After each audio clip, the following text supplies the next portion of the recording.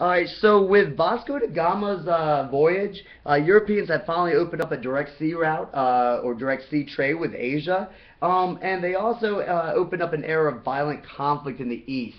European nations scrambled to establish profitable trading outposts along the shores of South and Southeast Asia, and all the while they battled the region's inhabitants as well as each other.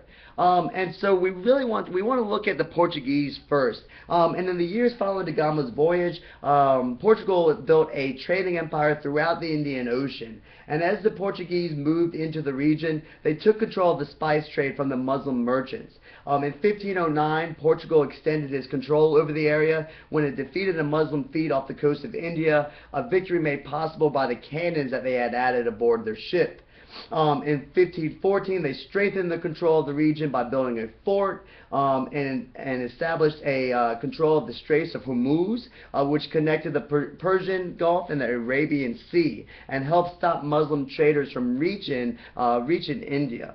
In 1510, the Portuguese captured Goa as port city on India's west coast, and it made it the capital of the trading empire. They then sailed further east into Indonesia, also known as the East Indies. And in 1511, a Portuguese fleet attacked the city of Malacca along the west coast of the Malay Peninsula. In capturing the town, the Portuguese seized control of the Strait of Malacca. Seizing this waterway gave them control of the Moluccas. These were the islands so rich in spices that they became known as the Spice Islands. And so you see the Portuguese really breaking the control that the Muslims and the Italians had in the Indian Ocean, and started to get control of predominantly this area right here. So on all the things that I was talking about as far as the Portuguese go, we're seeing them establishing trading outposts and control in India and in Southeast Asia, which will later be known as Indonesia. The other people that were establishing their own trading empires in the Indian Ocean were the Dutch.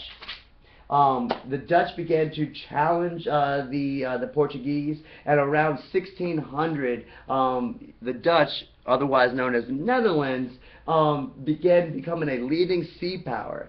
And in fact, by 1600, the Dutch had owned the largest fleet of ships in the world, over 20,000 vessels. And so pressure from the Dutch, eroded Portuguese control of the Asian region. And the Dutch and the English, or the British, are going to compete for direct trade routes through Asia.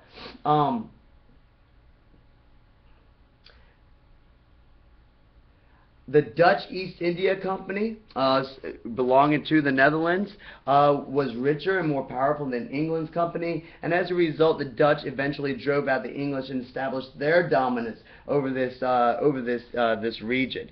The Dutch in 1619 established their trading headquarters on the island of Java.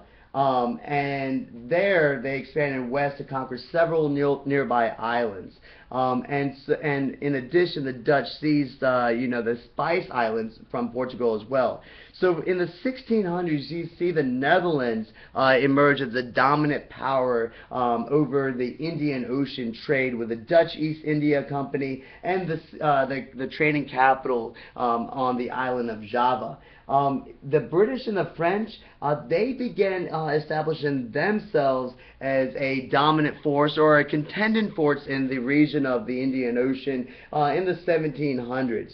And so you start to see, I guess it's like a cycle of power between the European countries, starting off with the Portuguese, along the Arabian Peninsula and the Indian Ocean, then giving way in the 1600s to the Dutch and the Dutch East India Company and their trading empire in the Southeast Asia. And then by the 1700s, you see the French and the British starting to gain control. And so as we start to look in the book in chapter 19 and chapter 20, we will start to begin to see the impacts that these early explorations had on both Europeans and the Asian peoples that they encountered. So stay tuned for more videos and more assignments dealing with chapter 19 that discusses China and Japan, and then chapter 20 journey as we start to see Europeans look, eastward and start to begin to explore the Atlantic world.